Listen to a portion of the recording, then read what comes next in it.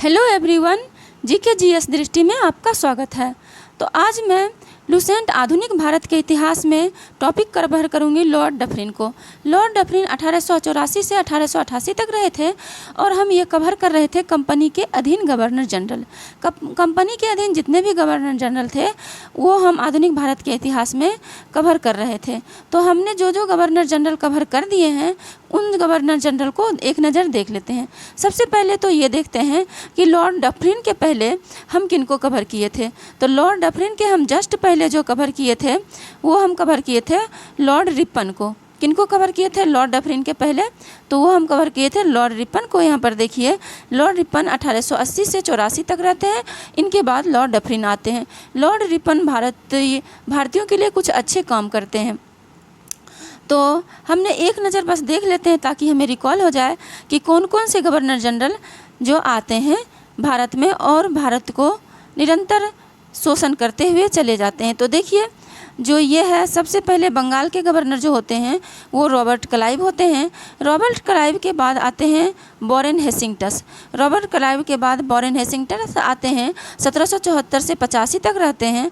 Warren Hastings के बाद आते हैं सर जॉन मैकफर्सन। यहाँ पे देखिए, वॉरेन हेस्टिंग्स के बाद कौन आते हैं? सर जॉन मैकफर्सन आते हैं, 1785 से 86 तक रहते हैं।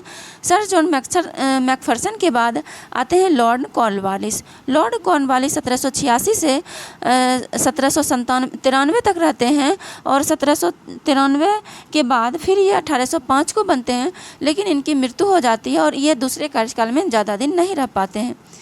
और लॉर्ड कॉर्नवालिस इम्पोर्टेंट है, इससे पेपर में आते हैं क्वेश्चन अक्सर। तो नेक्स्ट जो है वो है सर जॉन शोर। ये देखिए यहाँ पे सर जॉन शोर 1793 से 98। सर जॉन शोर कब से कब तक रहते हैं? 1793 से 98 तक रहते हैं। सर जॉन शोर के बाद रहते हैं लॉर्ड वेलेस्ली। लॉर्ड वेलेस्ली 1798 से 1805 तक रहते हैं। लॉर्ड वेलेस्ली के बाद आते हैं sir John Barlow. Lord Wellesley के बाद आते हैं सर जॉन बार्लो, 1805 से 1807 के 7 तक रहते हैं। बेल्लोर में जो सिपाही विद्रोह होता है वो सर जॉन बार्लो के समय होता है, सर जॉर्ज बार्लो के समय होता है। नेक्स्ट बार्लो के बाद आते हैं लॉर्ड मिंटो प्रथम, 1807 से 1813 तक ये रहते हैं। इनके समय अमृतसर की संधि होती है। नेक्स्ट है लॉर्ड हेस्टिंग्स। यहाँ पे देखिए, लॉर्ड हेस्टिंग्स 1813 से 1823 तक रहते हैं। लॉर्ड हेस्टिंग्स के बाद आते हैं लॉर्ड एमहर्स्ट। लॉर्ड हेस्टिंग्स के बाद कौन आते हैं? लॉर्ड एमहर्स्ट 1823 से 1828 तक रहते हैं। लॉर्ड एमहर्स्ट के बाद आते हैं Lord William Bentinck. Lord William Bentinck रहते हैं 1828 से 1835 तक। काफ़ी इंपॉर्टेंट है लॉर्ड विलियम बेंटिक, क्योंकि इन्होंने भारतीय समाज में जो बहुत सारी कुप्रथाएं थी उनको ख़त्म करने का प्रयास किए थे, जैसे सती प्रथा और बहुत सारी प्रथाएं में इनका को ख़त्म करने में काफ़ी योगदान है। नेक्स्ट देखिए, इनके बाद आते हैं चार्ल्स मेटकॉफ। विलियम बेंटिक के बाद चार्ल्स मेटकॉफ आते हैं। ये 1835 से 1836 तक रहते हैं। इनको भारतीय प्रेस का मुक्तिदाता कहा जाता है। नेक्स्ट है लॉर्ड चार्ल्स मेटकॉफ के बाद आते हैं Lord Auckland. Lord Auckland grand trunk road के मरम्मत करवाते हैं। लॉर्ड ऑकलैंड 1836 से 1842 तक रहते हैं। लॉर्ड ऑकलैंड के बाद आते हैं लॉर्ड एलनबरो। लॉर्ड एलनबरो 1842 से 1844 तक रहते हैं।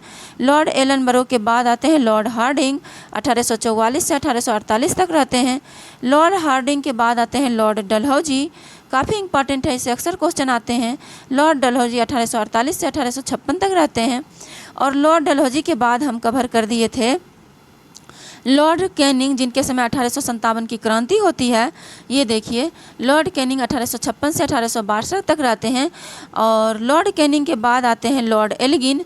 यहाँ पे देखिए, लॉर्ड कैनिंग के बाद कौन आते हैं? लॉर्ड एल्गिन 1862 से 1883 तक रहते हैं। लॉर्ड एल्गिन के बाद आते हैं लॉर्ड लॉरेंस, 1864 से 1869 तक रहते हैं। और लॉर्ड लॉरेंस के बाद आते हैं लॉर्ड मेयो। इनके समय में प्रथम जनगणना होती है 1872 में। लॉर्ड मेयो 1869 से 1872 तक रहते हैं। लॉर्ड मेयो के बाद आते हैं लॉर्ड नॉर्थबुक, 1872 से 1876 तक रहते हैं। और लॉर्ड नॉर्थबुक के बाद जो आते हैं वो है लॉर्ड लिटन। ये ना भारतीयों को परेशान करने के लिए बहुत सारे काम किए थे। प्रेस पे प्रतिबंध लगा दिए थे, लाइसेंस पे प्रतिबंध लगा दिए थे, मतलब जितने भी परेशान करने की भारतीयों को किस तरह से शोषण किया जाए सारे कानून लाए थे ये। अब देखिए लॉर्ड लिट्टन जो है 1876 से 1880 तक रहते हैं, और लॉर्ड लिट्टन के बाद आते हैं लॉर्ड रिपन। इन्होंने थोड़े बहुत कुछ अच्छे भी काम किए थे। तो ये लॉर्ड रिपन जो रहते हैं, लॉर्ड रिपन ये रहते हैं 1880 से 1884 तक। और लॉर्ड रिपन के बाद हम कवर करने जा रहे हैं लॉर्ड डफरिन। यहाँ पे देखिए लॉर्ड डफरिन 1884 से 1888 तक रहते हैं। तो आज हम लॉर्ड डफरिन को कवर कर रहे हैं। देखिए लॉर्ड डफरिन के समय तृतीय आंग्ल बर्मा युद्ध हुआ। पूछा जाएगा तृतीय आंग्ल बर्मा युद्ध निम्नलिखित में किसके समय हुआ? तो लॉर्ड डफरिन के समय होता है 1885 से 88 तक। और बर्मा का अंतिम रूप से अंग्रेजी राज में मिला लिया गया। लॉर्ड डफरिन के समय ही बर्मा को राष्ट्रीय रूप से अंग्रेजी राज में मिला लिया जाता है। इसी समय Bengal tenancy act, Awadh tenancy act, Punjab tenancy act पारित हुआ।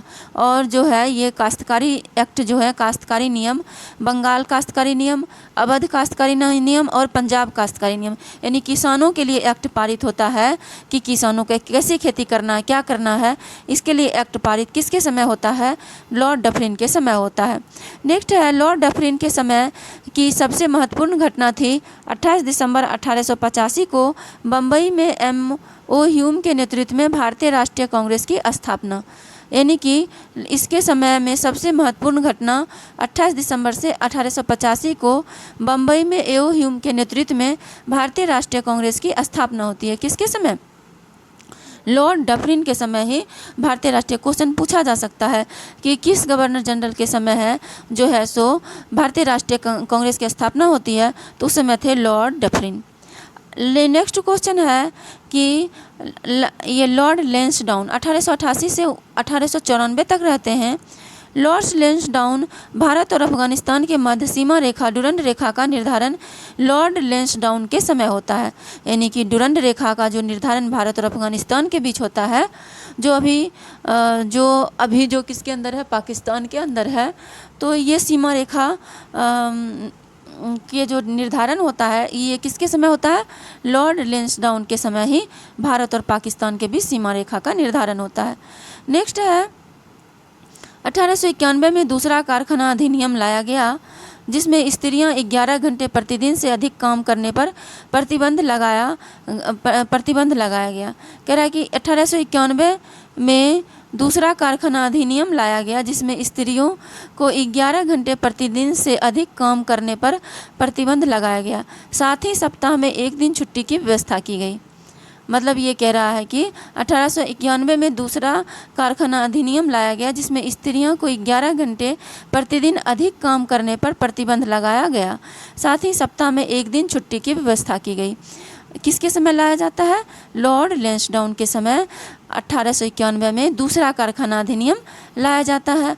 और इसमें स्त्रियों को एक तो रिपन के समय भी लाया जाता है कारखाना अधिनियम, जिसमें 7 साल से कम के बच्चे काम नहीं कर सकते हैं। 7 साल से ऊपर के बच्चे को 9 घंटा से ज़्यादा काम नहीं कर सकते हैं, जिसमें कुछ छूट थी कि चाय और नील ये सब में कर सकते हैं। तो देखिए इसमें फिर दूसरा कारखाना अधिनियम आता है, जिसमें स्त्रियों को 11 घंटा प्रतिदिन से अधिक काम करने पर प्रतिबंध लगाया गया। पहले क्या था? 11 घंटा अंग्रेज जितना मन उतना काम लेते थे, लेकिन अब प्रतिबंध लगा दिया गया कि स्त्रियां जो है 11 घंटा से ज़्यादा काम नहीं करेगी। साथ ही सप्ताह में एक दिन की छुट्टी की व्यवस्था की गई, और साथ ही जो है सप्ताह में एक दिन की छुट्टी की व्यवस्था भी की जाती है। ये लॉर्ड लैंसडाउन के समय होता है।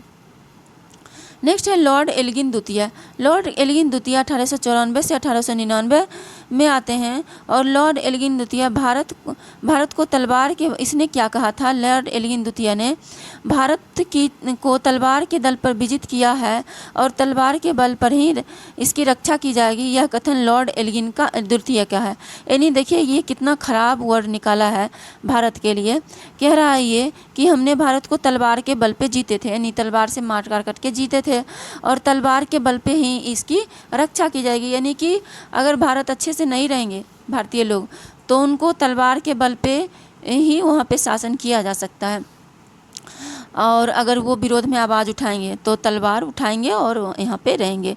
अब देखिए यह कथन है कि यह कथन लॉर्ड एल्गिन द्वितीय का है।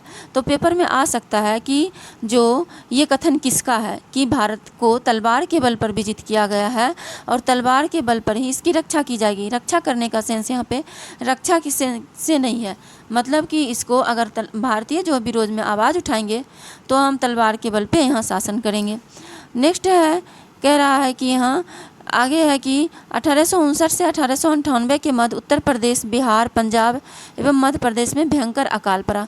और इसी के समय जो है लॉर्ड एल्गिन के समय ही कहाँ कहाँ अकाल पड़ता है, तो मध्य उत्तर प्रदेश में अकाल पड़ता है, बिहार में अकाल पड़ता है, पंजाब में और मध्य प्रदेश में, यानी कि इन सब जगहों पे अकाल पड़ता है, भयंकर अकाल पड़ता है, बहुत सारे लोगों की मौत हो जाती है।